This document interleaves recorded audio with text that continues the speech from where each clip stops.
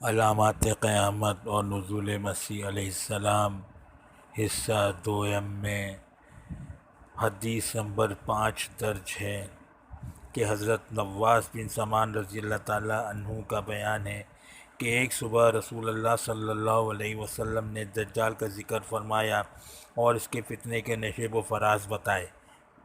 اس بیان سے باوجہ خوف کہ ہمیں یوں لگا جیسے دجال قریبی نقلستان میں موجود ہو۔ ہم اس وقت تو رسول اللہ صلی اللہ علیہ وسلم کے پاس سے چلے گئے۔ جب شام کو آپ صلی اللہ علیہ وسلم کی خدمت میں حاضر ہوئے تو آپ نے خوف کی اس کیفیت کو بھانپ لیا جو ہم پر طاری تھی، اور پوچھا تمہارا کیا حال ہے؟ ہم نے کہا کہ یا رسول اللہ صلی اللہ علیہ وسلم، آپ نے صبح دجال کا ذکر فرمایا اور اس کے فتنے کے نشیب و فراز بتائے، حتیٰ کہ ہمیں ایسا معلوم ہونے لگا جیسے دجال قریبی نخلستان میں موجود ہو۔ یہ سن کر رسول اللہ صلی اللہ علیہ وسلم نے فرمایا کہ تمہاری امت محمدیہ کے بارے میں مجھے دجال سے زیادہ دوسری چیز کا ڈر ہے، کیونکہ اگر وہ میری زندگی میں نکلا تو تمہاری طرف سے اس کا مقابلہ کرنے والا میں موجود ہوں، لہذا تمہیں فکر کرنے کی ضرورت نہیں۔ اور اگر وہ اس زمانے میں نکلا جب کہ میں تمہارے درمیان نہ ہوں گا، یعنی میری وفات کے بعد نکلا، تو ہر مرد مسلم اپنا دفاع خود کرے گا، میرے بعد اللہ تو ہر مسلمان کو حامی و ناصر ہے ہی۔ دجال کی علامات اور حالات پھر سن لو۔ وہ جوان ہوگا، بال سخت پیچیدہ ہوں گے، اس کی آنکھ بے نور ہوگی، میرے خیال میں وہ عبدالعزیٰ بن قطن کے مشابہ ہوگا۔ تم میں سے جو دجال کو پائے وہ اس پر سورہ کہف کی ابتدائی آیات پڑھ دے۔ وہ شام و عراق کے درمیان ایک راستے پر نمودار ہوگا اور دائیں بائیں ہر طرف فساد پھیلائے گا۔ اے اللہ کے بندو تم اس وقت ثابت قدم رہنا۔ ہم نے کہا یا رسول اللہ صلی اللہ علیہ وسلم، دنیا میں کتنے عرصے رہے گا؟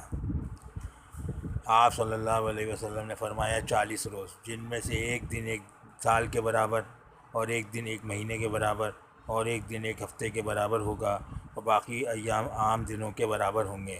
ہم نے کہا یا رسول اللہ، جو دن ایک سال کے برابر ہوگا اس میں ہمارے لیے کیا ہے؟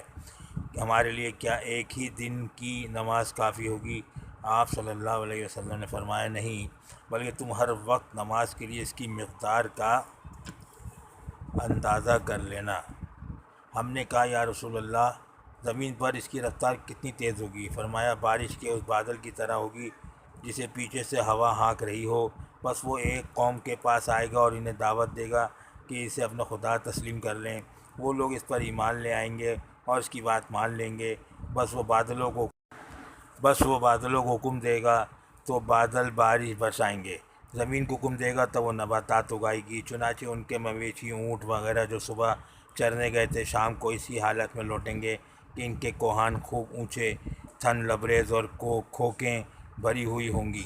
پھر ایک قوم کے پاس آ کر ان کو اپنے باطل دعوے کی طرف بلائے گا، وہ اسے رد کر دیں گے تو دجال وہاں سے چلا جائے گا، مگر یہ لوگ صبح کو اس حالت میں اٹھیں گے کہ ان میں قحط پھیل چکا ہوگا، ان کے اموال میں سے ان کے پاس کچھ نہ بچے گا، اور دجال ایک ویران زمین سے گزرے گا تو اس سے کہے گا اپنے خزانے اگل دے، تو زمین کے خزانے نکل کر اس کے پیچھے اس طرح چلیں گے جیسے شہد کی مکھیاں اپنے بادشاہ کے پیچھے چلتی ہیں۔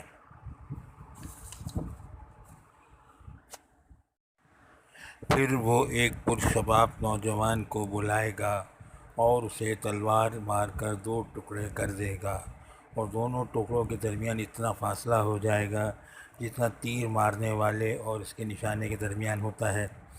پھر وہ اس نوجوان کو آواز دے گا، بس نوجوان زندہ ہو کر ہنستا ہوا پر رونق چہرے کے ساتھ اس کی طرف بڑھے گا۔ ابھی یہ اسی قسم کے حال میں ہوگا کہ اللہ تعالیٰ مسیح ابن مریم کو بھیج دے گا، جن کی تفصیل یہ ہے کہ وہ دمشق کے مشرقی جانب سفید مینارے کے پاس نزول فرمائیں گے۔ اس وقت وہ ہلکے زرد رنگ کے 2 کپڑوں میں ملبوس ہوں گے اور اپنے دونوں ہاتھ 2 فرشتوں کے بازوؤں پر رکھے ہوئے ہوں گے۔ جب سر جھکائیں گے تو اس سے پانی کے قطرے ٹپکیں گے، اور جب سر اٹھائیں گے تو اس سے ایسے قطرے گریں گے جو چاندی کے دانوں کی طرح چمکدار اور موتیوں کی طرح سفید ہوں گے۔ آپ کے سانس کی ہوا جس کافر کو لگے گی اسی وقت وہ مر جائے گا، اور جہاں تک آپ کی نظر جائے گی وہیں تک آپ کا سانس پہنچے گا۔ بس عیسیٰ علیہ السلام دجال کو تلاش کریں گے حتیٰ کہ اسے لد کے دروازے پر جا لیں گے۔ لد فلسطین کا یہ ایک مقام آج کل اسرائیل یہودیوں کے قبضے میں ہے۔ اس مقام پر یہودیوں کا ایئرپورٹ ہے اور لد ہی کے نام سے مشہور ہے، اور دجال کو قتل کر دیں گے۔ پھر حضرت عیسیٰ علیہ السلام کے پاس وہ لوگ آئیں گے جن کو اللہ نے دجال کے دھوکے اور فریب سے محفوظ رکھا ہوگا، تو آپ ان کے چہروں سے غبار سفر یا آثار رنج و مصیبت کو پوچھ دیں گے اور جنت میں ان کے درجات عالیہ کی خوشخبری سنائیں گے۔ حضرت عیسیٰ علیہ السلام اسی طرح کے حالات میں ہوں گے کہ اللہ تعالیٰ ان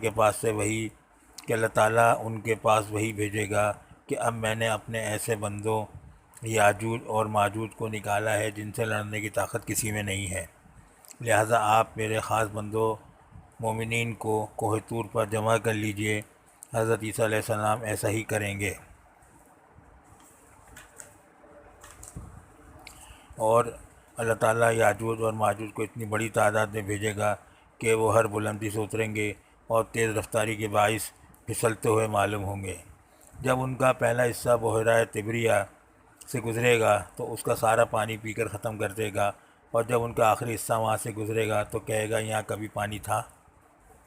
اللہ کے نبی عیسیٰ علیہ السلام اور ان کے ساتھی کوہ طور میں محصور ہو جائیں گے، اور اشیاء خورد و نوش کی قلت کے باعث یہ نوبت آ جائے گی کہ ایک بیل کے سر کو 100 دینار اشرفیوں سے بہتر سمجھا جائے گا۔ اب اللہ کے نبی عیسیٰ علیہ السلام اور ان کے ساتھی اللہ تعالیٰ سے دعا کریں گے، بس اللہ تعالیٰ ان کے اوپر وبا کی صورت میں ایک کیڑا مسلط کر دے گا جو ان کی گردنوں میں پیدا ہوگا، اس سے سب کے جسم پھٹ جائیں گے اور وہ سب کے سب دفعتاً ہلاک ہو جائیں گے۔ پھر اللہ کے نبی عیسیٰ علیہ السلام اور ان کے ساتھی جبل طور سے زمین پر اتریں گے تو انہیں زمین پر بالشت بھر جگہ بھی ایسی نہ ملے گی جسے یاجوج ماجوج کی لاشوں کی چکنائی اور تعفن نے بھر نہ دیا ہو۔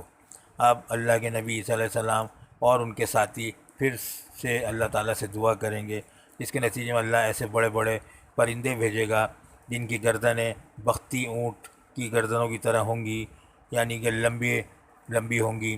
یہ پرندے ان کی لاشوں کو اٹھا کر جہاں اللہ چاہے گا پھینک دیں گے۔ پھر اللہ ایسی بارش برسائے گا جس سے نہ کوئی مٹی کا گھر بچے گا، نہ چمڑے کا کوئی خیمہ، یعنی یہ بارش مکانات والی بستیوں میں بھی ہوگی اور جنگلوں میں بھی جہاں خانہ بدوش خیموں میں رہتے ہیں۔ یہ بارش زمین کو دھو کر آئینے کی طرح صاف کر دے گی۔ پھر زمین سے اللہ تعالیٰ کا خطاب ہوگا کہ اپنی پیداوار کو اگا اور اپنی برکت اثر نو ظاہر کر دے۔ چنانچہ اس زمانے میں ایک انار اتنا بڑا ہوگا کہ اسے آدمیوں کی ایک جماعت کھا سکے گی، اور اس کی چھلکے کے نیچے لوگ سایہ حاصل کریں گے۔ اور دودھ میں اتنی برکت ہوگی کہ دودھ دینے والی ایک اونٹنی لوگوں کی بہت بڑی جماعت کے لیے کافی ہوگی، اور دودھ دینے والی گائے پورے قبیلے کے لیے کافی ہوگی، اور دودھ دینے والی بکری پوری برادری کو کافی ہوگی۔ لوگ اسی حال میں ہوں گے کہ اللہ ایک خوشگوار ہوا بھیج دے گا جو ان کے بغلوں کے زیرین حصے میں اثر انداز ہو کر مومن اور ہر مسلمان کی روح قبض کر لے گی، اور دنیا میں صرف بدترین لوگ رہ جائیں گے جو گدھوں کی طرح کھلم کھلا زنا کیا کریں گے۔ چنانچہ قیامت انہی بدترین لوگوں پر آئے گی۔ حوالہ جات: مسلم، ابو داؤد، ترمذی، ابن ماجہ، احمد، حاکم، کنز الاعمال و ابن عساکر۔